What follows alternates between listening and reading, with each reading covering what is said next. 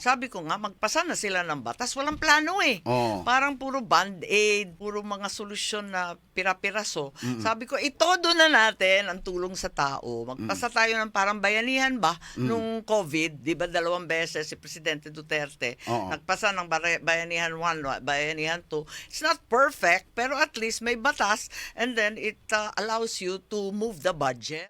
Dahil nakikita ng taong bayan na ikaw at si BBM, kayo mapunta doon sa Davao, no? Correct. Pabalik-balik na nagpunta doon sa Davao. Yes. Ano ba talagang nangyari sa Ang agreement nangyari ninyo? doon, talagang gusto ni Bongbong lang mag-vice president kay Mayor Inday at that time kasi she's way ahead, di ba? Walk over talaga, popular masyado.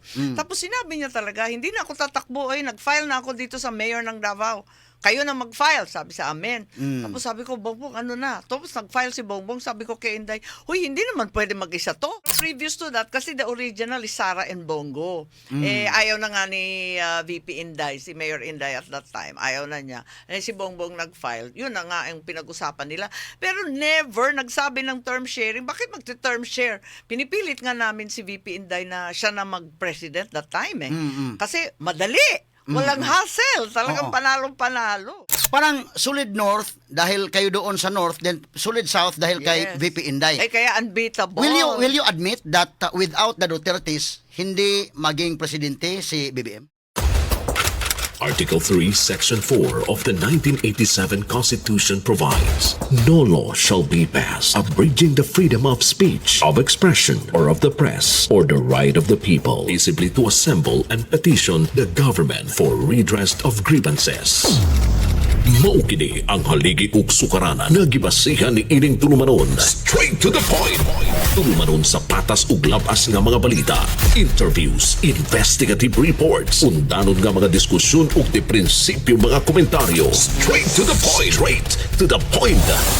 Kauban ang Cebu Metropolitan Catholic Mass Media Awards, Best Radio Commentator, Best Newspaper Columnist, and Best Public Affairs Anchor. Attorney Rufil Fernandez Banyok. Attorney Rufil Fernandez Banyok. Straight to the point.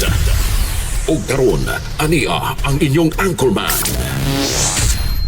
Straight to the Karon point. buntaga mahigalan ni abot gyud resto si Bianan karon no, ang atong bisita sa ako nang giingon mga kaigalaan.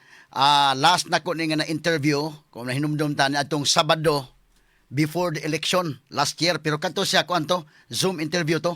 Pero karon personal gyud nga ni astong si Bianan karon si Senator Amy Marcos. Senator, maayong buntag. Maayong buntag. Hapon sa tanang suking tigpaminaw sa programa Attorney Rupil. Nako, talagang abogado de Campanilla. Dinisa straight to the point. And sa lahat, happy, malipayong adlaw sa pag-ugmad. Mayo, yeah, Labor Day man. Happy Labor Day. Ug happy rest day tungod kay holiday man at makapahinga lahat. Manghinaot ko nga anaa sa maayong kahimtang ang tanang suking tigpaminaw ni Attorney Rupil. Salamat sa imong pagbisita, Senator Amy. Oo, enjoy Oh. first time. Matagal na ako hindi pumunta dito sa Cebu. So, long time no see sa tanan. And of course, happy Labor Day. Tama yun. Last 2 minutes ang last interview ko haimo. Oo. That was the last allowed, di ba? Kasi Yeah, Sabado, oo. bawal na yan. Oo. So talagang prime time na prime time. Spoiled ako dito. Thank you very much as usual. Pero ang Labor Day sa pamilya ko, happy wedding anniversary ng parents ko. Oh, ngayon? Oo, yes. Oh. So nakita namin ang mama ko kagabi. Tapos biro-biro kasi inaalala niya yung papa ko. Kapag Labor Day, ang biro ng papa ko, labor, hard labor kuno ang to stay married these days. You really have to work on your marriage kuno. Ayun, so yun. So kumusta? Dahil wedding anniversary niyo, wala ba kayo mga reunion sa family? Nag-reunion kami kagabi. 97 years old na ang mama ko. Waray-waray talaga. Oo. Matibay. Oo. Ayan, kahit So, lagas na. Tiko lang na, pero sige pa rin, puwerte pa rin. Pwede sa pa rin. So yung waray-waray, aside from nakaintindi ka ng waray-waray, of course, fluent ka ng waray-waray. Dati, kaya lang wala na akong kahimang raw. So, wala na akong kayakan sa Maynila. Pero, hindi ako mabebenta miski sa bisdak. Pati Bisaya, no? Oo. Alam mo mag-Bisaya din. Oh, kahit pa paano, oo. Mali-mali, pero sige lang, halabira. Okay. So, nindot kayo mga kaigsunan, no? Senator Amy Marcos, no, kauban karong nga buntaga niya, Labor Day di ay mao sa din na ang wedding anniversary sa iyang ginikanan, ha? Nya, kinini ang Kumusta man kamo tanan na amoy mga mayroon ba kayong reunion especially during the ngayon na Sabihin ko yung totoo, eh. Oo.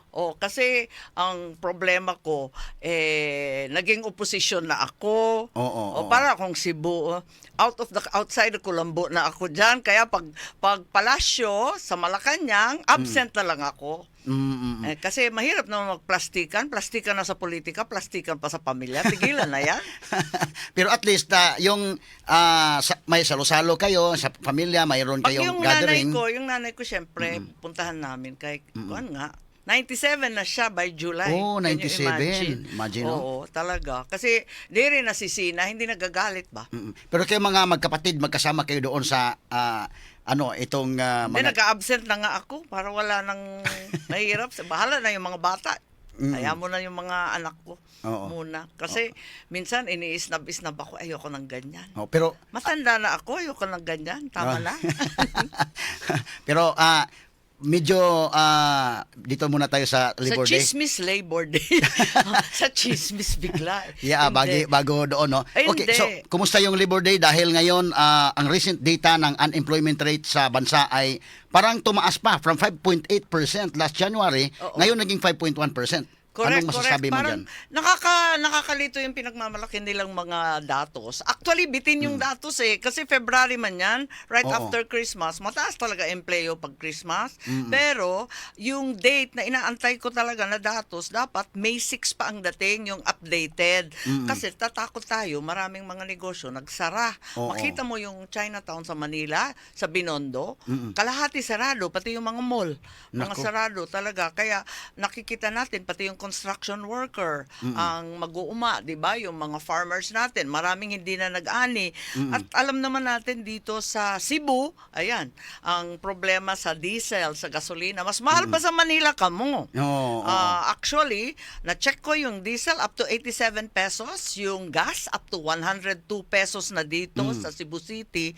Nagulat naman ako kasi mas mura talaga sa Manila, pero ang minimum wage dito sa Cebu 500 pesos la, Yeah, 540. Sa Manila, almost 700, 680. But if you look at the prices of things, Cebu is not much cheaper. Maybe cheaper para sa renta ba? Makitira ka sa pamilya mo. Oo, Okay oo, man oo. lang yun. But aside from that, wala pang bigas dito. Puros imported dito. Hindi naman nagtatanim sa Cebu province, di ba? Oo, oo. At sa Visayas, konti lang sa Iloilo, ganyan. So, mahirap din. Ang matagal ko na sinasabi, ang minimum wage na yan, pwede bang i-nationalize ng kaunti? Kasi yung Regional Wage Board, mabagal din. Oh, dahil may mga rallies ngayon, and in fact, I have just gotten the report from our reporter from the field na yung mga panawagan ng mga labor group, gusto na yung minimum wage ay para lang ma-increase daw. Yes. No, kaya ba yan, considering the fact that there are also companies na nagsara ngayon? Nakita naman Oo. natin, 200,000 na ang bilang natin dyan sa mga Ecozone, IT Park, nahirapan na talaga. So, something's got to give Ano kaya ang maganda dyan? Yan ang problema natin. And yung minimum wage ng Cebu, masyado talagang malayo na sa katotohanan. 540, oh. Yeah, it's too far away. So, kulang talaga ng investment, yun ang problema natin. Kasi dahil sa flood control, yung mga corruption Yeah. scandal na yan, walang nag-i-invest. Baka makurakot lang daw yung mga pera nila. So, that's the problem. And then the underemployment, kasi Cebu Province as well as Region 7, sabihin natin very progressive region, parati siyang top 10 sa Yeah. growth. But ang realidad sa rural areas, underemployment sa agriculture, kulang sa trabaho and investment. And then there are no quality or reliable jobs even within the city. Puro food delivery. Oo, Hindi oo. naman yan career. Paano naman yung mga nag-graduate? At tuloy-tuloy pa rin ang problema ng endo, yung mga contractual worker. And of course, yung issue ng labor conditions, Oo, 'di ba? oo. Marami pa ring nagrereklamo na walang maayos na labor conditions. Ngayon sa ILO, sakop na lahat 'yan. Oo. Ang labor conditions covers even mga estudyante, workshop, covered na rin OJT, yung mga remote workers. So lahat 'yan, walang mga PhilHealth, walang SSS, wala talaga. So ngayon, yung panawagan nila ay pag-increase ng minimum wage wage, and sa sinabi ko na may mga companies na nagsara din, paano natin i-weigh yan? Yun na nga ang problema natin. Kaya ang tingin ko, yung sinasabi ng employers, usually ang employers, parati natin sinasabi, mga kontrabida man yan. Oo. Kasi tinatanong nila na hindi na nila talaga kaya mag-wage hike. So sabi ko, paano yan? Something has to give. So I think, yung gobyerno talaga will have to give kasi tax break ang kailangan. Bagsakan yung cash, yung tax na masyadong mabibigat, yung excise tax, yung ating VAT na ang bigat-bigat naman ng VAT. Pagkatapos, yung matagal ko na sinasabi, yung working ba, yung office workers, teachers, and so on, government employees, ibigay na ng buo. At least for the next 3 months, kasi sobrang hirap, kunin na yung sweldo ng buo, wag nang bawasan. Diba? Oo. Kinakaltasan ng Pag-ibig, PhilHealth, SSS, GSIS, ang daming kaltas. Wag muna natin kaltasan at least 3 months, Oo. makahinga naman ng konti. Itong unemployment rate na parang nag-improve pa ang ano niya sa ngayon as compared last January, ito ay epekto na ba sa Wala pa. Middle East? Wala pa, no? Wala pa, kay February lang yan. February lang ang cut-off So yan. if we will get the We need data as to of get now, the one of May 6, kaya sabi ko bitin eh. Yung May 6 will tell us the truth about the oil shock. Ano ba nangyari? Kasi nakita naman natin talagang hina talaga ang negosyo. Pati traffic, at least, nabawasan ng traffic kasi mahal ang gasolina. Ayan, nabawasan sa Manila. Pero dito sa Cebu, we know the costs are higher sa gasolina. And then you import a lot of your food, di ba? Yeah, oo. Oo, that's the problem. yung bago lang yung gera, tuloy-tuloy yung pagtaas hanggang umabot pa ng 150 That's pesos correct, that's right. per liter yung diesel. At saka parang hindi ko na sinusundan yung mga yung sasabihin nila magro-rollback. Tapos next week tataas na naman. Tapos Oo. rollback. Hindi tumitigil eh. Kaya hindi na tayo pwede magplano ng ganyan. Oo. Sabi ko nga, magpasa na sila ng batas. Walang plano eh. Oo. Parang puro band-aid, puro mga solusyon na pira-piraso. Sabi ko, itodo na natin ang tulong sa tao. Magpasa tayo ng parang bayanihan ba nung COVID, di ba 2 beses si Presidente Duterte Oo. nagpasa ng bayanihan 1, bayanihan 2. It's not perfect, pero at least may batas and then it allows you to move the budget. Kung mga flood control magic na naman, abay bigay na lang sa tao ng diretsa yan. Yeah, oo. So, you mentioned about tax break. Ano ang, what's your thought about yung mga panawagan na dapat kunin muna, isuspend muna yung VAT at saka yung excise tax doon sa mga petroleum products? Well, yung sa excise tax, I think both are legitimate. Kasi isipin mo nga, yung excise tax, mabuang ka talaga pag nakita mo yung listahan kasi 15% across the board. Kahit gasolina, kahit rice, kahit ano, kahit luxury car, sports car, pati luxury handbag, pare-pareho ang rate. Saan ka nakarinig ng ganyang kalokohan? Dapat yung essential commodities, utilities, wag naman ganun kabigat. Ang problema lang sa excise tax, hindi diretso sa tao. Baka yung makinabang, yung mga oil companies, kasi sila nagbabayad niyan. And then, the VAT, para sa akin, immediate yun. Mararamdaman ng tao sa point of sale. So, ano ba naman yung 12%? Gawin 10%, bawasan lang. Hindi naman todo-todo. Sabi kasi ng finance, wala daw pera. Pag wala ng koleksyon, wala ng pang-ayuda. Pero at least bawas-bawasan naman, makahinga naman ang tao. Dahil ngayon, ang kinuha muna sa excise tax ay yung kerosene lang at saka yung sa Naku, LPG. Kerosene and LPG ang iniiyak ng tao, ang crudo at saka gasolina. Gasolina, oo. Siyempre, binulabog kami, ginulo kami ng ginulo. Sabi, wag na kayo magdeba-debate dyan. Kaya kami ni Senator Marcoleta, pack up na kami. Sabi, wag na kayo magdaldal dyan kasi nagmamadali. O di minadali namin. Nako, mahigit na 1 buwan, wala pang desisyon. Ano ba yan? Kailan ba yan didesisyonan? At yung VAT, gusto ko talaga i-push yun. Kasi mararamdaman mo talaga yung 6 to 8 pesos, at least until 12 pesos, depende. At least maramdaman ng consumer, hindi lang yung oil company. Dahil malaking effect yun. Kung makuha yung mga taxes attached in the petroleum products, ma-feel ng taong bayan Yes. na talagang ang gobyerno ay nandyan. Seryoso. Oo. Nandyan talaga tutulungan ka all the way. Oo. Dapat talaga itodo na. Ganon din yung sa bill shock. Kasi may oil shock na nga. May bill shock pa yung mga consumer sa electric bill nila. Ang dami-dami tatawag sa akin na bakit daw nag-triple yung kanilang kuryente. Hindi naman nag-triple yung aircon. Oo. Sabi ko, baka naman tumaas yung paggamit ng ventilador, aircon, tanan. But they said na bumaba pa nga ang konsumo kasi yung tao nga nagtitipid. And tinignan nga namin yung breakdown. Tinta-tax ba naman pati yung mga systems loss at saka yung mga standby generator and standby power plant ng gobyerno. Tinatax ba naman yun? Bakit hindi pa ginagamit? Tinatax na kaagad, pambihira. Tapos lahat may VAT.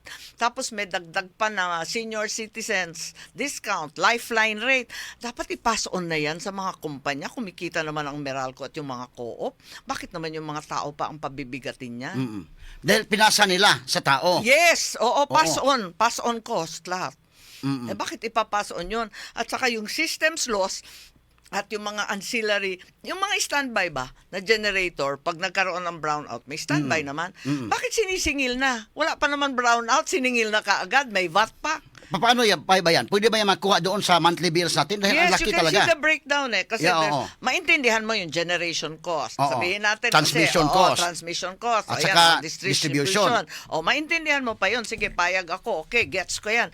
Pero yung mga standby generator ninyo, pati ba naman yun, yung systems loss charges, eto nga, dinala ko nga yung nagulat ako, sabi ko, bakit i-charge yan? Hindi pa naman nagba-brown out. Chinarge na ninyo yung sa generator. Wala naman kayong ginagawa dyan. Tapos itatax pa yan, vatable pa siya. Dapat i-exclude na yan sa VAT. So, that's really important. Isipin mo, pag binilang mo yung kuryente, the third largest component on top of generation and transmission is tax. Nasa power ng gobyerno yan. Kung gusto ninyong tumulong, bawasan ang tax. Yun. So, what can you help this problem? Unang-una, What can you do? Well, of course, nananawagan tayo sa Malacanang na ayusin na ito sa lalong madaling panahon. Pati BIR, maliit lang ito Maliit lang sa gobyerno to. 8 million lata a month yung mga senior citizen at saka yung lifeline rate. Maliit lang yan sa gobyerno, pero malaki yan sa tao. At kami naman sa legislators, it's about time we review the EPIRA law. Yung tawag namin vampira law. Ayan. Alangan baguhin na yan, ma'am. Luma na yan. Tapos yung sa senior citizens, ilagay na lang natin na chargeable na lang to the co-op or the government o maghati sila. Basta wag i-pass on. Is it doable? Of course, it's doable. Siyempre, alam mo naman, if there's a will, there's a way. Yeah, dahil doon makita mo sa monthly bill, of course, as you said, we can understand the generation cost, Yes. the transmission cost, at Yes. saka distribution. Pero ang daming mga... Ang dami-dami itong Parang, systems oo. loss. Yan talaga hindi ko matanggap. Bakit may systems loss? Hindi pa nalolost. Siningil na. Tapos tinaksan pa. Oo. Saan ka nakarinig ng kalokohan na to? Tapos yung mga incentive nga, yung lifeline, yung pangtulong ba sa mga hirap, lifeline, senior citizen, bayadan na ng gobyerno yan. Maliit man lang yan. Only 135,000 people are receiving that. Give Oo. it na between the government and the electric co-ops.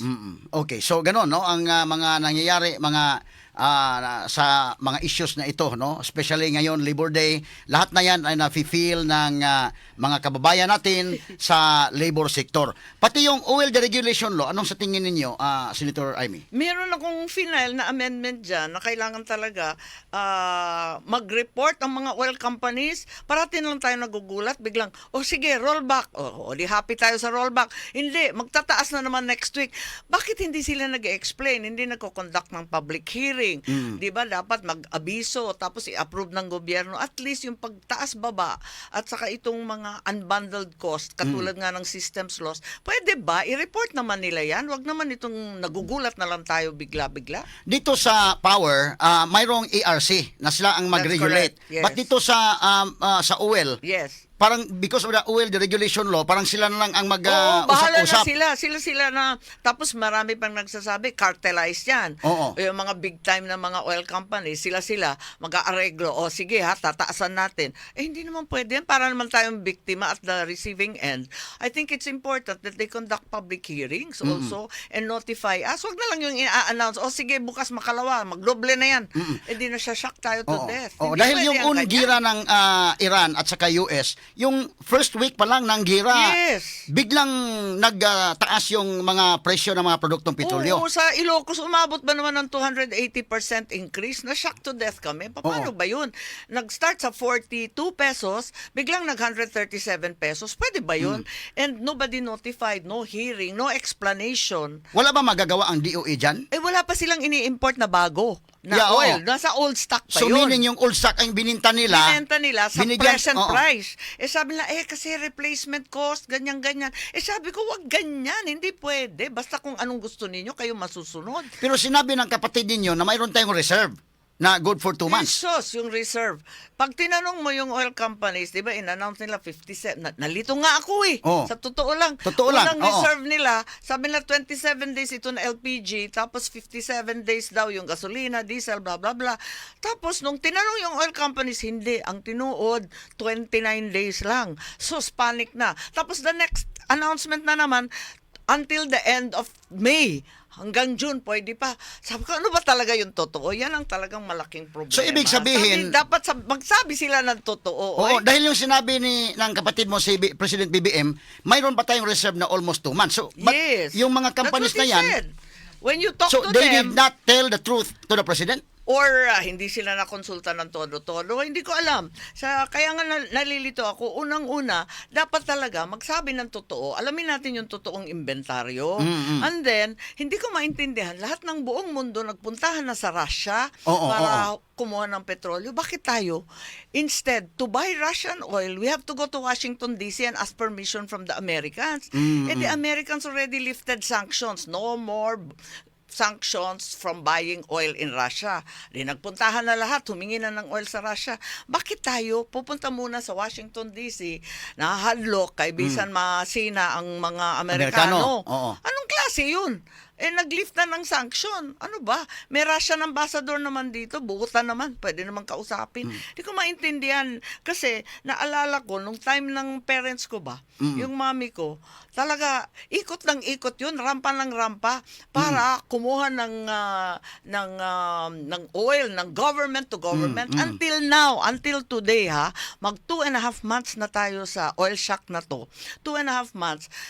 Wala pa tayong government-to-government importation that would really benefit everyone. Kasi walang patong yun eh. Pwedeng ibigay nga, subsidize sa mga farmers, sa mga tricycle drivers. That can be given by the government kung government-to-government. Tulad ng ginagawa ng nanay ko. Noon, si First Lady Imelda, pumunta sa Libya. Ang tapang nun, buti lang, waray-waray. Hadlok.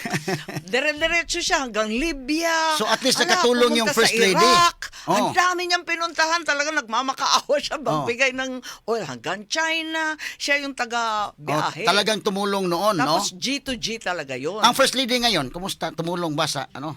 Ay, no comment. Sobra ka, intrigero ka, attorney Attorney Rupila. Standby sa mga kagalan nga may lahat balikan Senator Amy Human labang sa pipila ka mga pahinumdom. Ang Cebu Metropolitan Catholic Mass Media Awards. Best Radio Commentator, Best Newspaper Columnist, and Best Public Affairs Anchor. Attorney Rufil Fernandez Banyok sa Straight to the Point. Straight to the Ato di Point. pambalikan karon mga higala si Senator Amy Marcos nga niya karon mga kagalaan personal nga nabisita sa atong Sibianan karon atol gyud sa Labor Day. Senator Amy, balik nimo. Yes. Anong mga activities ninyo sa Cebu ngayon? Ay, pupunta ako sa Labor Day sa Independencia. Oo, Okay. kasama ng Dole. Tapos, there was a time kasi ako yung chairman ng Dole. Ngayon wala akong chairman. Oo, palaboy-laboy na lang ako dito sa Cebu. Kasi minority kami sa Senate. Hindi ako binigyan ng committee. Sabi ko, okay lang. Para magpasyal ako ng todo-todo. Pero actually, kanina, we were talking about the oil shock. Yeah, going back to that issue. Going back to that story, Kasi, matanda na ako.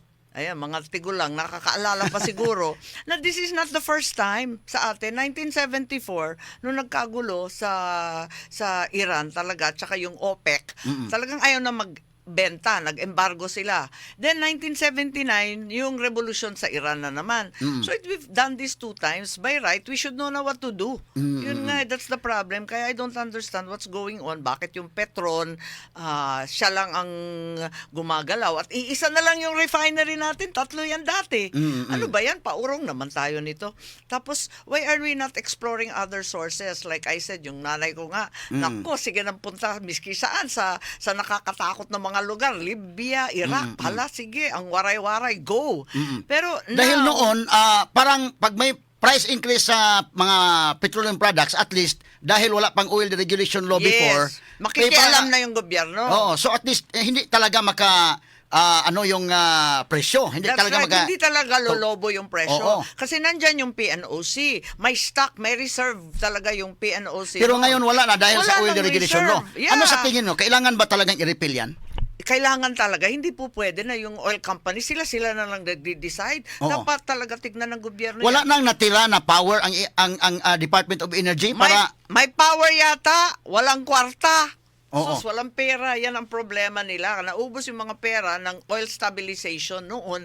Pag tumaas yung presyo worldwide, magre-release ng reserve stock, magre-release rin ng price stabilization fund. So lahat covered. Pero ngayon, wala na kasi yun. Tapos yung PNOC, wala na. Ano ba ang ginagawa ng PNOC? Isipin mo yung isang kontratista dyan, sinabi sa akin, ma'am, tignan ninyo, 2 araw lang sila pumapasok. Sabi ko, lead agency, ang DOE and PNOC, may memo sila, 2 days lang magtatrabaho. Pwede ba yun? Kahit work from home ka, paano pipirmahan yung mga kontrata ng mga oil supplier and everything? And then we're also not exploring other sources. Nakapako na tayo sa Middle East. Yun ang tinitignan namin. Bakit hindi pumunta sa China, US, Canada, may oil man yan, Kazakhstan, tapos yung bumibili ngayon yung mga Indonesian at saka Vietnamese sa Africa, Nigeria, Angola, Libya, and then now big time na ang Brazil and Guyana. We're not looking at anything. Wala, nakatanga lang tayo dito. Tapos, mabibiktima lang tayo dito, waiting and waiting. dahil parang sa mga countries, tayo ang parang most affected eh. Yes, highly dependent. Oo. At saka sumobrang laki. Bakit sa ibang bansa, 20% increase, 30%? Yung ibang bansa, hindi nag-increase Oo. Kasi yung gobyerno, binabayadan talaga. Pati yung nakuha kong report doon sa Vietnam, pag tumaas yung presyo ng mga Pasok petroleum ang products. gobyerno. Oh, ano na yun ang intervene na talaga ang gobyerno. Yes. Tapos parang na-feel sa taong bayan nila na parang wala lang Okay lang. Okay lang. Okay lang. Tuloy-tuloy lang ang buhay, tuloy-tuloy ang negosyo. Pero sa Pilipinas ngayon, because of the oil deregulation na todo, bahala na yung companies. Pag nag-assign sila, pag sinabi nila ganyan, di ganyan. Ano yun? Nakatunganga na lang tayo. First week pa lang ng gira, first week pa lang, parang biglang Yeah. tumaas, pero lumubo talaga yung mga presyo. Imagine sa Baguio. Very shocking. Sa Cordillera, sa Norte, umabot ng mga 280. Ayoko nang 280%, nag-triple almost. And sa Palawan, yung mga islands ba, sa Mimaropa, wow, kawawa talaga sila. Talagang walang ka-oil-oil, talagang putok ang presyo. So, we need to do that and it's really important. Kasi, for example, ASEAN, president tayo ng ASEAN. Di ba pupunta sila sa Cebu next Ngayong week? May 6 to 8. 6 to 8, yeah. They are coming here. Dapat yan ang number 1 priority sa discussion. Wag na tayong magsalita ng kung ano-ano na namang gera dyan sa West Philippine Sea. Pwede ba tutukan na lang natin yan? Yung talagang kailangan natin, yung tulong ng ASEAN. So ngayon, ang US ay nagbigay ng waiver, Yes. parang extension, no, until May That's 16 upang we will be allowed to get oil from Russia. Correct. Bibili ng oil ng Russia. Ano ba dapat ang gagawin sa gobyerno diyan? Yes, dapat. Bakit magpipermiso pa sa Washington? Like I mentioned, meron naman Russian ambassador dito, meron rin tayong ambassador sa Moscow. Sila na mag-deal kaagad like the other countries are doing. And I think Petron ang nag-i-import kasi crude oil yun eh. Yeah, oo. So it has to go through the refinery. Dapat mag-deal na rin ang gobyerno sa Petron na idiretso na. Wala nang patong ang Petron, wala nang patong ang gobyerno sa tax. Idiretso na sa hard hit sector sectors tulad ng tricycle transport, tapos tulad ng mga mag-uuma, the farmers. Yung fisher folk hindi na naglalayag. Paano walang pangkuan? Pangbili ng krudo. Sa amin kadami-dami ng mangga. Nabubulok yung mga mangga, hindi na inaani pati pechay, gulay. Wag na daw iani kasi wala naman silang pambili ng krudo para i-truck sa mga syudad. Yan ang So problema. I think we have to take advantage sa ngayon na mayroong waiver dahil baka it's still very volatile yung nangyayari ngayon That's sa right. Oo, masyadong stocks. magulo, hindi tayo sigurado Sulong-sulong, pareho silang hindi magkasundo Oo. wag natin, sabi nga, always prepare for the worst and pray for the best. But we are not preparing. Oo. Parang alatsamba lang, sige-sige lang tayo. Tapos may mga nagsasabi pa na itong pagbigay ng US ng waiver doon sa pagbili natin ng mga langis doon sa Russia, baka it will undermine also the peace talks. That's correct. Isa pa yan kasi maraming nagagalit. The Europeans, for example, are up in arms kasi pinapayaman daw yung Russia para bombahin Oo. sila.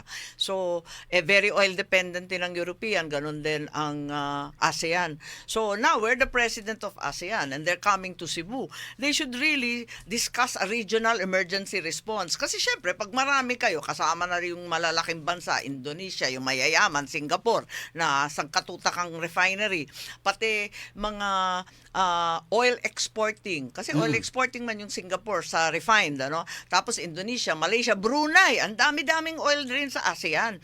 Maka mag-sharing naman tayo, yung fuel sharing. Kasi may coordinating response din yan. And then we have petroleum security agreements. We have information sharing kung saan makakuha. Kung marami pa sa Brunei, hatagan naman tayo kahit bisan konti lang, di ba? Oo. Tapos yung mga infrastructure, kasi may ASEAN power grid.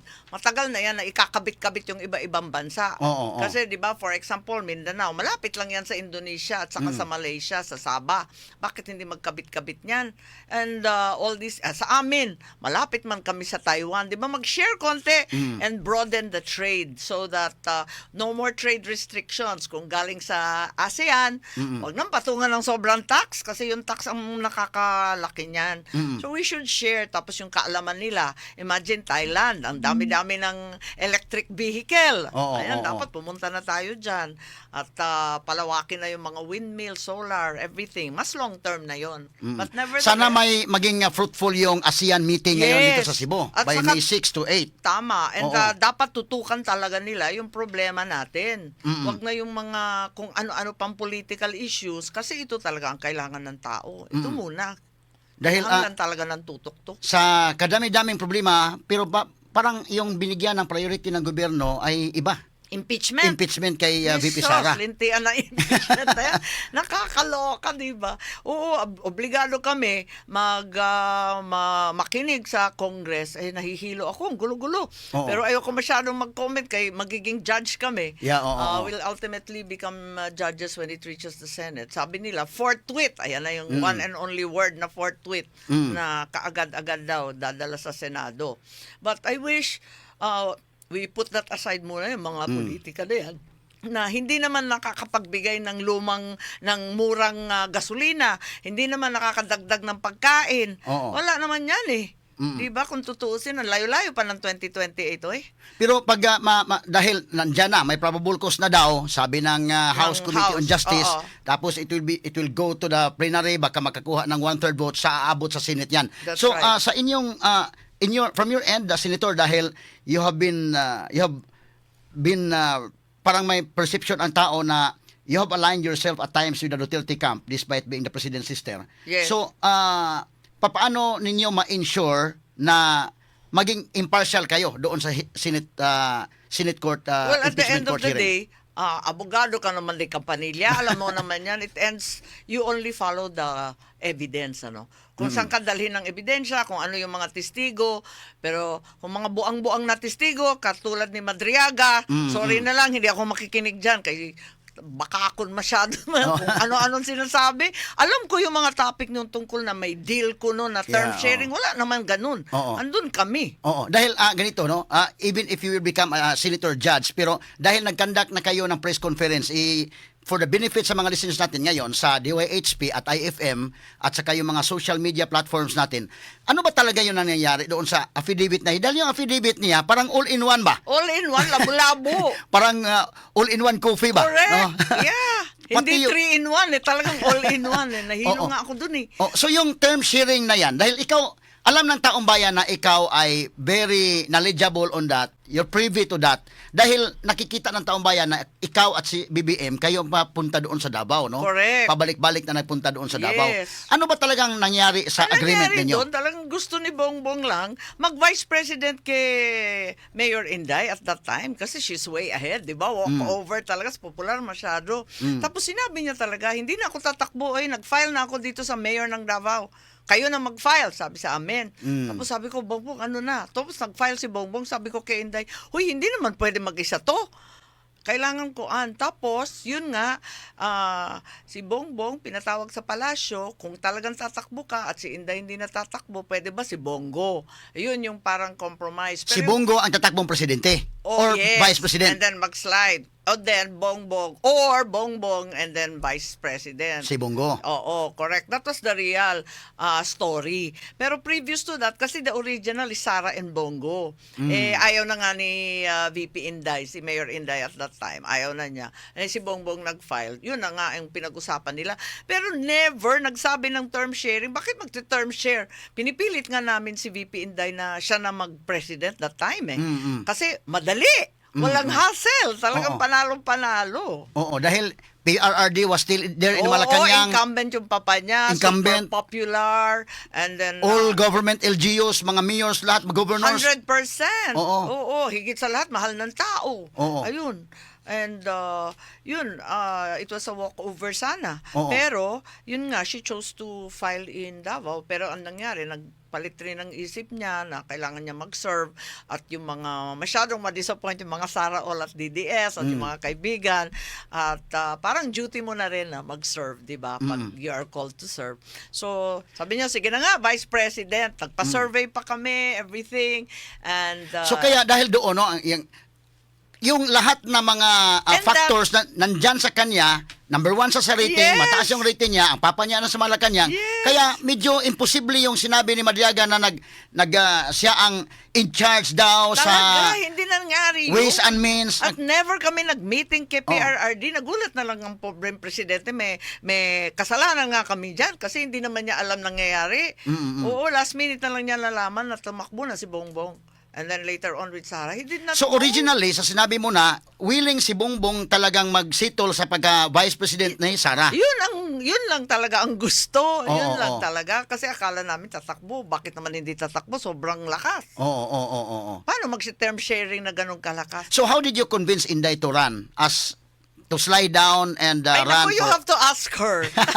Up to now, I don't know what changed her mind. Kasi ayaw niya. Talagang Oo. bumalik na yan sa Davao. Dahil yung taong bayan, ang perception nila ay ikaw ay may malaking role dyan sa pag-convince kay Inday.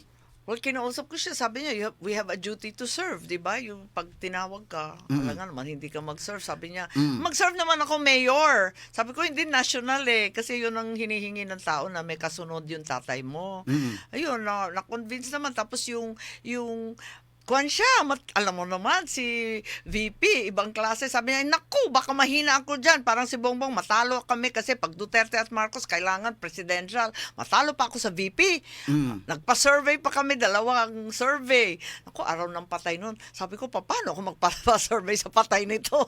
Pero nakaproduce kami ng quick survey, tapos marami siyang kinausap, and then finally, nung kausap na niya yung pamilya niya, except her dad, ayun, umatras na si Baste, siya na nag-file. So parang grabe yung dahil solid north. Matindi rin yung pressure sa kanya. Oo. Masyadong disappointed yung kanyang mga followers ng Duterte kung walang Duterte sa balota. Oo. Parang solid north dahil kayo doon sa north, then solid south dahil kay Yes. VP Inday. Kaya unbeatable. Will you admit that without the Dutertes, hindi maging presidente si BBM? Sinabi ko talaga kay Mayor Inday. Sinabi ko, sabi niya, kayo na mag-file diyan, magpila kayo. Sabi ko, hindi, talo. Sabi ko, talo. Look at the numbers. Talo talaga. Tapos sabi niya, what do you mean? Saan kami kukuha ng boto sa Vismin? Region 8 lang kami. Saan kami kukuha ng boto dyan? Alam mo naman, Cebu. So, it was really strategic, no? At saka, diretso ako. Hindi naman ako nagpakiyaw-kiyaw. Sinabi kong diretso, talo. Kailangan ka. Kailangan ka sa balota. Hindi talaga mabubuo ito. So it was really strategic na kailangan kunin si Inday na running mate upang manalo sa 2022 election. Ay kaya nga maraming nagagalit sa akin, nagamit daw si Inday. Sa akin naman, gusto ko lang din continuity, 'di ba?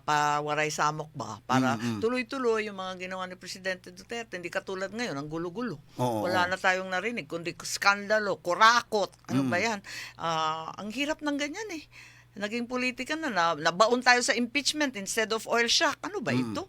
More on impeachment na topic at saka dito sa corruption dahil yung Natatakot naman mga ko sa impeachment ha kasi alam mo naman magiging judge ako eh. Oo, pero yung Pero anyway, yung Madriaga na yan, yung part na yan na sinabi niya, ay sus, yung talagang term sinungaling sharing. yan talaga. oo, talagang more questions Senator, hanap buhay muna kami.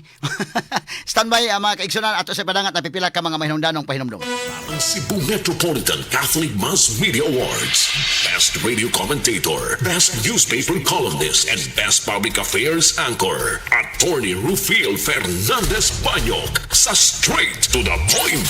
Straight to the Atong Point. balikan mahigala si Senator Amy Marcos sa atong mga isgutanan karong nga buntaga mga kaigsunan kaysa ako na lang ingon daghan kitag problema sa atong nasod labi pa ning krisis karon pero ang mura man noon ang impeachment mahinuoy gitagaan og pagtagad unya kung really ang atong gobyerno ay talagang seryoso to run after the corrupt, why is it that it seems that they are selective dahil yung si VP Inday ang talagang pinupuntaryan nila tapos yung sa flood control projects parang wala nang nangyari. Anong reaction mo dyan Yun, as senator? nakakapikon talaga yan. Nakakapikon kasi, wasting time, I mean to say, etong flood control, ang dami nang nagsabi, yung Gutesa, ngayon nag-disappear, yung 18 Marines, ang dami-dami ng testigo, ang dami na nagsalita, pati yung Diskayap.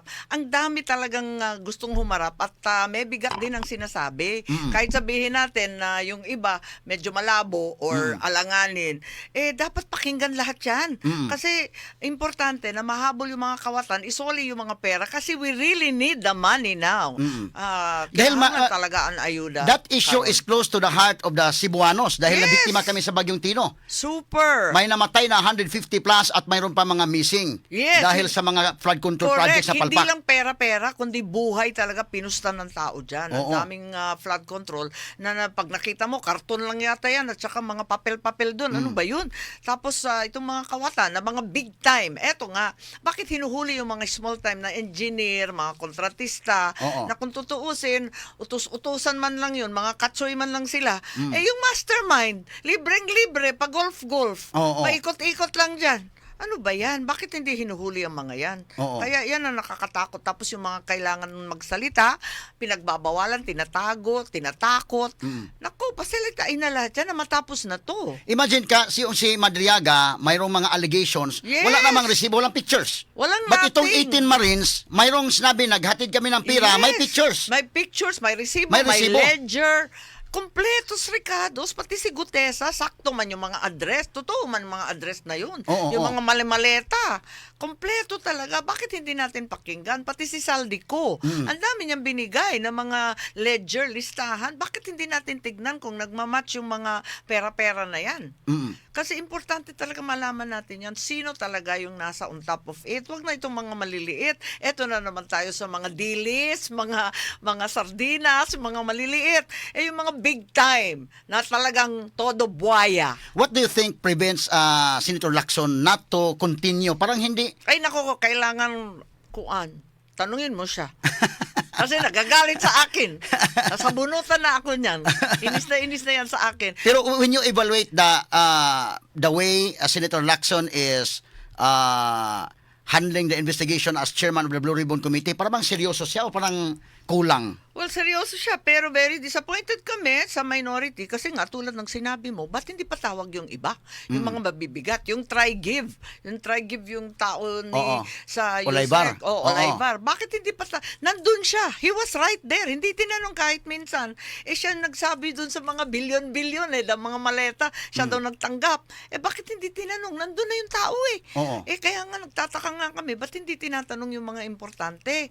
Tapos hinahabol yung mga yaya na nakabalot. Ano ba yun? Yung dalawang pobreng naiwan dun sa bahay. Kawawa naman. Takot na takot, nanginginig. Nakabalot yung mga... Wala namang alam yun. Dapat yung mga big time at saka yung nakakaintindi at higit sa lahat yung mastermind. Oo. Bakit nandito pa tayo sa mga small time? Oo. Dahil yung si Amina Pangandaman, Isa pa Tribe, yan. Try give. hindi Amina naman Pangandaman. Bakit hindi yan magsabi? At patawag yan lahat. Sila Oo. na magkwento, yung mga unprogrammed na biglang nare-release bilyones.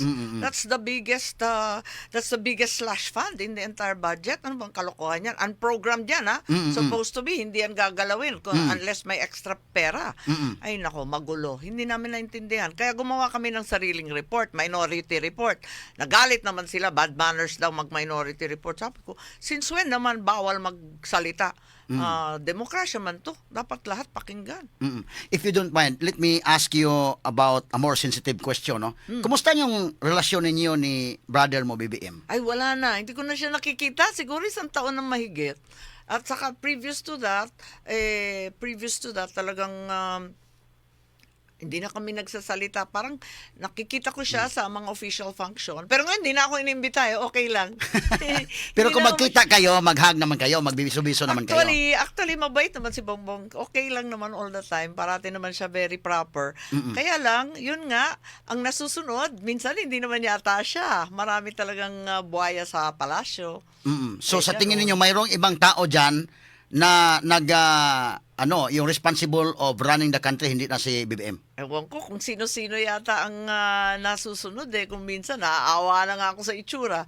Tapos nung sinabi ko nga na baka drugs ang problema at may Oo. sakit, wala pang 2 buwan dinerecho na sa ospital. Ilang beses na nag-ospital. Oo. Kaya, very, very worried about his health. Sana, pagpagaling na lang. Sabi ko, uwi na lang tayo at magpagamot ka. Hindi bale na kung itong mga posisyon, mga poder. Oo. Hayaan mo na yan. Magpagaling ka muna. Kumusta yung health condition niya? I have no idea kung ano nababasa nyo sa dyaryo. Yun nga, isa pa yun, sana mag-medical bulletin yung doktor tapos pakita yung kuan. Kasi, di ba, pag mataas na opisyal, kailangan talaga na sabihin sa tao kasi capacity, di ba? Alam Oo. naman natin yan. Kaya, mahirap yung ganon, yung mga kung sino-sino spokesman na hindi naman doktor at wala naman medical bulletin. Mahirap lahat talaga, haka-haka. Mukha namang mas okay siya ngayon, tumaba ng konti, pero hindi natin alam. Pero noon, sa hindi pa siya presidente, yung talagang close kayo. Dahil ang perception ng tao, kayo talaga ang close Dahil kayo pabalik-balik doon sa Davao, ikaw ang may malaking role na yun ang perception ng tao, ha? Malaking role si Senator Amy na convince mo si Inday to run as the running mate of BBM. Mas kilala ko talaga si Inday kasi nangampanya kami noong 2019 together. At saka local government official siya, city mayor ng Davao. Ako naman governor ng Ilocos. Oh. So pag may LGU, medyo kasabay. Dito sa Cebu nga, magkasabay kami nung time na yon. Tapos yung 2019, nangampanya siya for us. Mga hugpong man kami. Mga guest candidate kami ng hugpong. So mas kilala ko. Si Bongbong hindi niya kilala masyado. Oo. Ilang beses lang, ninang-ninang ba? Oo. And that's all. So, there's a real effort na to put them together and yun nga, ngayon nagsisisi marami nakakainis. Ano ba ito? Nabudol ba tayo? Ano? Kasi ang sabi ng iba, yung binoto naman natin, Marcos Duterte, yung umupo at nag-uutos, hindi naman Marcos Duterte. Pero yung mga, like ngayon, wedding anniversary ng parents niyo, tapos yung mga birthday, dahil you Yes. have to treasure that considering that your mom is So already 97 old. years Yeah, old. she's so old So, na. pag magka-meet kayo ni BBM doon, mayroon bang mga Ako binibisita ko na lang yung nanay ko or else hinahatak ko pa magkakainan kami. Oo. Ayun, I just go see my mother na lang. Oo. Ganun na lang para hindi na yung sobrang official at saka wala nang masyadong intriga. pero mayroon din kayong group chat doon sa family? Dati, pero hindi ako sumasali na masyado. Kasi minsan uncomfortable na rin ako. Kasi hindi ako sang-ayon sa gobyerno na walang pakialam sa tao. Hirap na hirap ang tao. Bakit hindi tumulong ng todo-todo? Oo. Bakit yung ganito na parang wala tayong maasahan? Yung ayuda, one-shot deal o magbibigay. Yung bibigyan, mali pa, palakasan pa. Kung hindi ka bumoto doon sa naglilista, patay ka. Ano ba ito? Anong klase ito? How about yung relationship ninyo kay yung first cousin mo, si Martin Romualdez? Sus, I don't know. Hindi ko na nakita ng matagal yan eh. Long time na. Tsaka nung last few times, medyo hindi na ako pinapansin. Okay lang. Okay lang. Pero dati, hindi naman ganyan yan. Nagugulat lang ako. Later on, it became a whole different story. Ang naririnig ko, siya na nagmamando ng lahat. Pero talaga bang mayroon siyang sakit na kailangan mapagamot sa Singapore? Kailangan doon sa ibang bansa? Yan, mga sakit-sakit na yan, hindi ko alam. Hindi ko alam. Pero for me, ang importante, let's get to the bottom of this. And by that, I mean the mastermind. Sulihin na. Yung talagang big time kawatan. Tigilan na itong mga small time. Enough na. Kasi we're wasting a lot of time and a lot of money and people are dying. Ang sabi ngayon, magkakaroon ng Super El Nino. Diba? So yung Super El Nino, may La Nina din yan. Yeah, So anong klaseng weather makikita natin yan? Talagang nakaka-nervyos kasi ibang weather na naman. Itong klima for this year. Yeah. The forecast is very bad. So, may mamamatay na naman. Yan na naman. But going back to Martin, dahil gusto niya magpunta ng Singapore dahil magpagamot daw doon. magpagamot. Tapos yun Sabi, rineject daw. ni-reject ni Remulla Boyeng Okay, that's sa right. ombudsman. Okay. Sa tingin niyo with this action of the ombudsman, may maraming mga nagdududa na baka Oo mayroong nga. problema ang relasyon na ngayon ni BBM at saka ni Martin. Ano sa tingin niyo? May nagsasabi na talagang totoo na, talagang go na daw si Martin na magkokontra sa palasyo. May nagsabi na naareglo na daw, nag-usap na daw at nahimas-himas na ni Sandro si Martin. At puro drama lang daw ito. May nagsabi naman, syempre mga abogado malisyoso, no?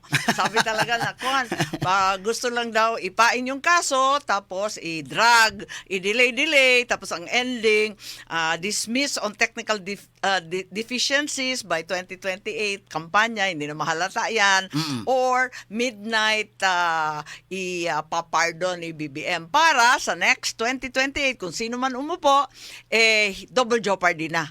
Kasi same facts, hindi na pwede i-charge at i-try ulit. Yun naman yung sabi ng mga napakasalbahe naming mga abogado na iba. Pero going back to yung sinasabi ninyo na parang si BBM ay parang mayroong iba dyan na sila ang nagpapatakbo, ganito yung mga decisions Yan na ang yan. pakiramdam ko talaga. Na parang maraming beses, ang turo kasi ng tatay ko, huwag maging bengatibo. Huwag mo talagang, basta pabayaan mo na yan, tapos na yan. Tapos na, huwag ka nang magre-revenge. Sana ikaw ang nasa Nagugulat ako sa mga nangyayari. Hindi naman namin kalaban ng Duterte. Bakit namin inuupakan? I don't understand. Tapos yung mga loyalista nakalimutan, yung mga bumoto. Yan, bakit nakalimutan na yung mga tumulong talaga? Kaya nasyasyak kami dyan eh. Dapat sana ikaw ang nasa yan. pinaka-close ni BBM na close advisor sana dahil sa politika, kaming dalawa ang nag-uusap. Unang-una talagang sinabi ko sa kanya yung land reform, yung bibigyan ng mga titulo ba, yung mga farmers na matagal nang nag-aararo and everything ng lupa nila. So, yun, nung umpisa, yung land reform naayos pa. Pero after that, parang hindi na nabigyan yung mga farmer, nakalimutan na after that. Tapos na-sideline na ako. So, pati yung foreign policy, nasasyak ako kung bakit may sobrang dami ng EDCA sa Luzon. Isang katutak, 17,000 American soldiers nagkalat from Ilocos to Nueva Ecija to Pampanga, everywhere sa Subic. Kaya, nakaka-nervyos. Ano ba ito? Talagang kulang pa ba ang gera? May Ukraine na, may Iran na. Kailangan pa ba sa Taiwan at sa Pilipinas? Nasa frontline tayo. Parang humihingi tayo na mag-target practice sa atin. Oo. Hindi ko na maintindihan yung foreign policy. I don't understand. This very vindictive, trapo, bulok nga politika. Hindi ko maintindihan. Now, going back to yung sinasabi mo na baka mayroong ibang tao dyan na nag-decide aside ni BBM, no? Yung taong bayan kasi, gusto lang malaman bakit na ipinadala yung si PRRD doon sa The Hague sino ba talaga sa Di ba- tingin ninyo ang may desisyon na kailangan ipadala sa doon? Yun, di ba yun? Kung hindi si BBM. Di ba nag-imbestiga ako niyan? Yeah, oo. Tapos nag-hearing kami. Siyempre, from the top yan, all the way down. Hindi naman mangyayari yan kung hindi inutusan yan. Lahat naman sila, pag tinanong mo, pag nasa hearing, pinag-utusan lang ako. Oo. Lahat na So lang sa tingin sila niyo, sino talaga nasa pinag-utusan. taas na nag-utos? Sila talaga nagdesisyon na magandang paalisin na yung matanda. Siguro, alala no, yung pinatawag siya ng Congress, pinatawag ng Senate, tapos pinalakpakan siya ng tao. Ako ang sisihin ninyo. Alala niyo yun? Oo. PRRD talaga, ibang klase talaga si Digong eh. Oo. Pumunta doon, tapos mas lalo siyang minahal ng tao at naawa yung tao sa kanya nung kinaladkad siya sa Congress at saka sa Senate. Parang napikon yata sa kanya. Siguro, ewan ko, hindi ko alam. Tapos ewan ko bakit pumasok ang ulo na pakialaman tayo ng foreign, Yeah, oo. ICC, as if naman walang abogado sa Pilipinas, parang serado na lahat ng korte, bulok na lahat ng judge. Tama ba yun? Dahil alam naman natin, Nakaka-insulto. yung ICC na yan, wala namang power to arrest, wala namang Correct. police sila. At saka even yung si Netanyahu, si Putin, at saka Wala, di ba? Wala silang pakialam. pati yung si Ayatollah Ali Khamenei. Oo, lahat yan. May kaso dyan. Oh, pero walang magawa yung ICC. Walang magawa. But in our part, Sa Italy pa nga, sinoli pa. Oo. Sa Italy, terorista yun ha. Sinoli pa kasi wala daw jurisdiction. but what is ironic was that the Philippine government ay siyang nag-turn over kay President Duterte doon sa Yun kanila. na nga, ibig sabihin, no, hindi kaya dito sa Pilipinas. Anong klase yun? Takot sila? Ano bang, hindi ko talaga matanggap yun. Nakaka-insulto masyado sa Pilipino. We are a failed state and our judiciary has shut down. There's no functioning legal system. Hindi naman totoo yun ah. Ano ba naman yan? Kaya, grabe talaga. Tsaka, sus, ngayon pa na matanda na, mahina na, may sakit na, at hindi na siya nakaupo. Wala na siya mauutusan. Oo. Pwede ba yun? Tapos nagtataka sila kung bakit ang popular daw, nagagalit, bakit daw popular si VP Sara. Siyempre, ang Pilipino hindi kaya tanggapin na inaapi ang tao. Aapihin mo, matanda na, may sakit. Tama ba yun? So going back to the impeachment, dahil itong sa lower house, doon sa House Committee on Justice, 53 yung bumoto. Yes. No, unanimous. Yes. And doon sa plenary, parang maybe we can predict what will happen in the plenary. I think they can get the 1/3 votes doon. Madali lang yung 106, di ba? Oo. Parang So mayroong madali talagang numbers doon sa lower house. But do you think there's a number in the Senate to convict, Sarah? Ako, binibiro ko nga yung mga congressman. Sabi ko, hindi pa nare-release yung mga project ng mga distrito ninyo. Kasi ang tagal kong congressman, 12 years, overstaying man ako. Sabi, alam ko naman, you have to bring home the bacon. Kung wala kang project sa distrito mo, patay ka. Wala pang nare-release, kaya wala pang pera. FLR daw, for later release, for never release. So, yun, pa-jogging-jogging. Sabi ko, bakit kayo nagmi-mini trial dyan sa Congress? Hindi ba sufficiency in form and substance? At probable cause. Tapos na. Oo. Go. And then, sabi nila, kasi papatawag ng testigo, papakuha ng dokumento. Bakit? Yan ang trabaho ng Senate. So anyway, regardless of all this kachismisan, ang feeling ko, they can come up with that 1/3, 106. I don't think that's a huge number. Kaya nila yan, padala sa Senate. And pagdating sa Senate, sinabi naman ni SP, hindi ako pumunta sa lunch, nag-meeting sila kahapon. Ang sabi nila na something like yung forthwith kay Senator Soto, kay SP Soto, ang forthwith, ang meaning daw nun, agad-agad, the very next day. Yeah, Hindi oo. pareho ng Supreme Court. But at least the Supreme Court has spoken But already. the Supreme Court has already said. Ano ba? Anyway, binaliwala na rin yung Supreme Court. Baka balik na naman sa ICC, pati ba naman yan? Kaka-insulto na ito. Anyway, pagdating sa Senate, kung may boto o hindi, mahirap magsalita. Pero alam ko na ang marami sa aking kasamahan, ayaw ng gulo. Oo. Hindi naman mga basagulero yung mga senador. At saka, kahit papano, may national concern naman yan. Alam naman nila na dapat ang tutukan itong problema ng tao sa mataas na bilihin at gasolina. Bilang an experienced legislator both in the lower house and upper house of Congress, paano ba mag-decide, magboto ng impeachment? Anong kaibahan kung ikaw isang congressman, magboto ka na to initiate an impeachment at Right. yung senator kung maboto, ano ba ang mga talagang mga factors that you need to weigh things out? Right.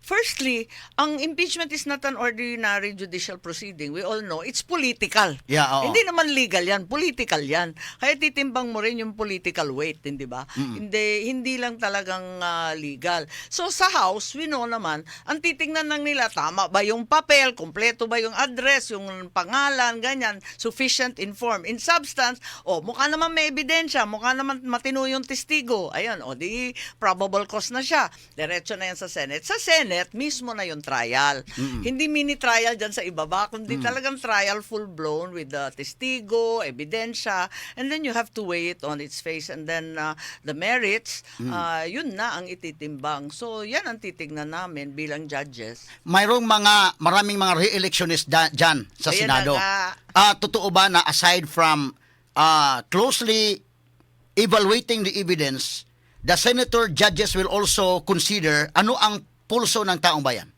Well, sa palagay ko, ang Senate is always thinking of the national. Kaya maganda rin naman yung Senate kasi at least national yung perspective, hindi lokal na masyado. Okay din talaga. Kaya, pag nakita naman ng senador, halimbawa, na magkakawatak-watak yung Pilipinas ng lalo. Watak-watak na nga May Luzon, may Bismin, ano ba yan? May agriculture, may syudad. Pag nakita na yung tuloy-tuloy na impeachment at talagang makakasira lang sa bansa at magpapahirap sa tao at todo gastos, aksaya ng panahon, I think they will vote also according to conscience, both with the evidence as well as the circumstances involved. So dalawa ang mangyayari, no? Realistically speaking, pag matuloy ang impeachment ni VP Sara, dalawa ang mangyari. Either makonvict siya That's right. or ma-acquitted siya Ma-acquit siya. doon sa Senate. Now, if she will be convicted in the Senate impeachment court, what will happen is she will be removed from office and she could not run as president in 2028. Yes. Sa tingin ninyo, sino ang magandang alternative pag hindi na makatakbo si Inday? Maraming nagsabi na, 'di ba, na in-announce na, hindi ko alam kung official But announcement, from your end, na si Baste. si Baste, Ang palagay ko, dahil sa malasakit ng tao at sa damdam dahil kay PRRD at kay Inday Sara na sa pang-aakapi na ginagawa sa kanila, another Duterte would be really the obvious choice. So sabi nila, Baste daw. Para sa akin talagang kailangan Duterte talaga. Pero I'm not thinking of conviction ayoko mag-speculate dyan kasi nakaka-bad mood yan Yeah, oo. Oo, nakakasira ng araw. At ako hindi ako naniniwala na basta-basta lang magko-convict ang Senado. Ang senador ayaw ng gulo. Ayaw talaga. Now, if Sara would not be convicted, she will be acquitted in the Senate. So she could run for president in 2028. Are you open to become his tandem as vice president niya, running mate niya? Actually, nakakatuwa nga kasi marami kang nakakausap ng mga pundit, di ba? Mga political pundit, mga expert, mga strategy, mga ganyan-ganyan sa politika. Oo. Ang aga nga nitong eleksyon ng 2028, 2026 pa lang yan ang mga Oo. pundit-pundit na, online, batuk-batukan na. Talagang hindi na pinag-uusapan yung presidente, natatawa nga ako, sabi ko, hoy, bakit wala na kayong mga counter? Layo na ni Inday Sara Kahit ano pa yung mga bulok ng mga survey, hindi naman tinuod. Talaga naman she's far away. So they're talking about VP na. Karambola daw sa VP. Oo. Ang VP ng pag-aawayan kasi walk over na rin yung kay Inday Sara pag hindi nga na-convict, Oo. which I am convinced hindi mangyayari, talagang ano ang mangyayari. Pero ako, I have 5 years. I was just newly elected last year as senator. And I have a very conflicted position. Aaminin ko, alam ko na hindi maintindihan ng tao paano yung kapatid na sa kabilang dako. Bakit nasa Duterte? Anong klase yan? Marcos na nasa Duterte. So nalalabuan talaga yung tao sa akin. Hirap na hirap ako last election. Ang hirap magpaliwanag sa tao. Ano bang position mo? Ano ka ba? Anong animal ka ba? Neither fish nor fowl. Oo. So, yun.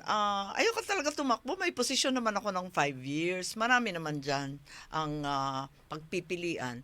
Knowing Because your name has emerged during the discussions na baka itong si Aimee. Kasi Parang solid north solid South pa rin. Sos, kasi parang backup dancer man ako. Kahit saan siya pupunta, sunod-sunod lang ako dyan. Uban-uban lang ako. But actually, I think that I have 5 more years. I will help in any way I can, definitely. Pero to run again, na-trauma ako nung last year. Okay. Grabe. Talaga naman, number 12, never been so happy to be the bottom of the list. Oo. Because you have nothing to lose naman. Kung tatakbo kayo, anong mangyari, kahit anong mangyari, babalik ka sa Senate. Walang problema. I don't know. I might be, baka wala rin akong tulong, baka more polarizing pa ako eh. Pero I think there's a long list of candidates that are possible. And dapat, like you said, dapat makonsolidate yung Luzon vote, especially yung tinatawag na Greater Manila. Ang pinakamalalaki na botante kasi are Region 4A, which is Calabar Zone, and then NCR, Metro Manila, and then Region 3, Central Luzon. Tatlo yun eh. Tatlong monster. Yan yung mga talagang harvest area sa boto. So for now, you do not have the idea or you are not entertaining that idea of running as a tandem? As a Forever running? na lang akong backup dancer muna. mahirap so hard. So if that is the case, talaga ako last year. Ang hirap bumoto sa Marcos ngayon. So if that is the Aaminin case, ko. Senator Aimee, who do you think is the best tandem of Inday? I think she has to find someone, obviously, with great support in Luzon as well as Vismin. And then in the urban areas, obviously, you have to deal with that whole Greater Manila. And obviously, ang millennials and Gen Z, bata-bata, kailangan talaga mga bagets na, mga laos na kami. So she has to get someone who's really attractive to the young and also understands the problems that they face. But it would be a different scenario kung makonvict si Inday at saka pupunta sa Plan B, si Basti ang tatakbo. Si Bastian tatakbo. Talagang magre-reconfigure lahat ng mga political punditry niyan. Another magulo. But essentially, I think the base will always hold. There's a solid, the last survey said 35% is VP Sara, of which 23 is immovable. Right? Yung Visayas Mindanao sector na solid Duterte. Hindi na yan magagalaw kahit ano pang gawin mo eh. So, that will hold and carry over to the next Duterte if such will happen. Dahil yung mga nangyayari ngayon, no, mayroong dalawang investigations. Dahil before, yung tinira nila sa kunwari legislative inquiry in aid of legislation yung ginawa nila kay Villar. Natamaan Correct. si Villar. Oo, tama. Yung si Binay, Binay, the same. natamaan din. Oo. Pero si VP Sara hindi natamaan yung first batch, yung squadcom. Yung first impeachment, tapos nag-second impeachment. Ngayon, sa tingin ninyo, sa survey ninyo, sa iyong sabihin na natin na because I understand mayroon din kayong mga connections doon sa ground. Sa tingin ninyo, mayroon bang shift of beliefs or perception na nangyari against Inday or hindi nagalaw yung base niya? Well, as I said earlier, may 23% siya na talagang immovable. Yung 35% Vismin, talagang kanya yon. Hindi yan gagalaw. Yung 23 super immovable. Ang palagay ko, ang next election is going to be a battle for Greater Manila. Those 3 big fat regions that surround the capital. Pero last minute yan media driven Kaya ng RMN bunuin yan Yung mga radyo yan sa umaga, bida ka. Sa hapon, nako, hudas ka na. Alam mo naman di ba, Manila, urban area. It's very media driven. So to a great extent, magiging last minute yan. So tignan natin. Pero kailangan talaga pagtibayin yung area yan na yan. Ang dami ko pang mga tanong, Senator Aimee, but because we are running out of time, Correct. isang issue na lang. Why are you pushing for the postponement yet again sa barangay election at iski election? Kasi alam natin yung sitwasyon natin ngayon, may oil shock na, tapos papalakbay mo yung mga tao. Nakakatawa pa yung date, November 2, araw ng patay. Ano ba yan? Parang hilo yung mga tao, wala na silang pamasahe, wala nang plete, papunta sa semeteryo, pupunta na naman sa presinto. Ang mangyayari niyan, baka kalahati ma-disenfranchise. Yun ang inaalala ko, na ma-disenfranchise ang napakarami. And also, it's just fully supporting the new 4-year term of the barangay and SK na, di ba, 4 years na ang term talaga ng barangay. So might as well, ituloy na ng 4 years. So next year na. i-postpone na ulit. Pero not as postponement, but by way of enforcing the new law para sa akin, para hindi unconstitutional. Sa akin lang yun, baka makachamba. Dahil ako nanggaling sa barangay, Oo. nag-umpisa ako sa SK. Oo, So oo, I oo. started not as SK but Kabataang Kabataan Barangay. Barangay, oo. Noon. 100 years ago, nung bata pa tayo. And what do you call this? I know what the problems are in the barangay. You're the front line, and when there's a crisis, katulad ngayon, ikaw ang tatakbuhan ng tao sa langi, sa bigas, lahat. Ikaw ang pupuntahan pag may disaster. So, hirap na hirap talaga yung barangay ngayon. So, sa tingin ninyo, makakuha kayo ng suporta to postpone again the barangay and SK election? Well, tignan natin, sabay dasal. Sabay dasal. Sana, kasi narinig ko naman, may support naman yata from the higher echelon. Unang-una, tatakot sa gastos lahat ng opisyal. Oo. We're just coming from an election, no? Oo. A very expensive election. Grabing gastusan last year. Pagkatapos, meron pa tayong BARM, which is kind of bloody. Dahil first time magkakaroon ng election sa BARM. First time talaga, kaya Yeah, pinospone na yan ng 3 times. And mismo yung COMELEC, October, tapos November yung barangay. Sabi ng COMELEC, mamamatay daw sila, di ba? Hirap Oo. na hirap sila niyan. So, I think that's very difficult. It's going to be automated, tapos manual yung barangay. Hilo ang COMELEC niyan. So, marami talagang nagsusupport na ayaw talagang magka-eleksyon na ng BSKE. Oo. So, in a scale of 1 to 10, what do you think is the number na mapuspone ang election? Sabihin ko, 5 out of 10, sabay dasal. Sa Diyos na yung kalahati. Parang 50-50 pa rin. Kasi nga may objections of the previous Makalintal decision na unconstitutional yung postponement. Pero I don't think this is frivolous or trivial because the oil shock is an Yeah, international disaster for everyone. There is really a justifiable reason of postponing actually Yes. because what is happening now. Yes, correct. Hindi naman ito normal. Talaga Oo. naman fortuitous event ito. Hindi naman natin akalain magkaganito at parang hindi matatapos kasi walang katapusan yung diskusyon. Banat pa rin ang banat, bomba pa rin ang bomba, walang tapos. Inaasahan ko matapos ng May, hindi ko alam marami nang nabomba kahit matapos ang gera sa May, yung mga oil facilities and infrastructure wasak na. So the oil prices will continue to rise. Actually, marami pa ko mga katanungan but because we are running out of time, yung mensahe na lang po ninyo, Senator Amy, sa mga nakikinig natin sa radyo ngayon, sa DYHP at saka sa IFM, yung sister station natin na naka-tie up natin ngayon, and also sa ating mga social media platforms na mga followers natin na nakikinig sa ating broadcast ngayon. Yes, inyong nga tanan. Ako, talaga naman, I'm very happy to be here and I'm very grateful na nabigyan na naman tayo ng pagkakataon to talk to everyone sa tanan na tagpaminaw dito sa ating attorney Rupil, our great commentator. I'm very, very happy. Happy Labor Day rin sa lahat and asahan ninyo tuloy-tuloy ang ating suporta sa Senado. Kukulitin ko sila hanggang makapagbigay ng tulong sa bawat isa, sa lahat ng Cebuano, sa lahat ng Bisaya, at kasali pa rin ako dyan at yung nanay ko makulit, sabi tulungan ng Bisaya, wag makakalimutan, at talagang kinahanglan na talagang we work together for not only our laborers but our farmers, our fisher folk, and all our citizenry. Daghang salamat, Senator Amy, sa pagbisita na to sa DYH PRM Sibog IFM. Not just number one, simply dominant. Inyong napapakinggan ang best radio commentary program ng 20th Cebu Archdiocesan Mass Media Awards. Straight to the point ni Attorney Rufil Fernandez Banyo.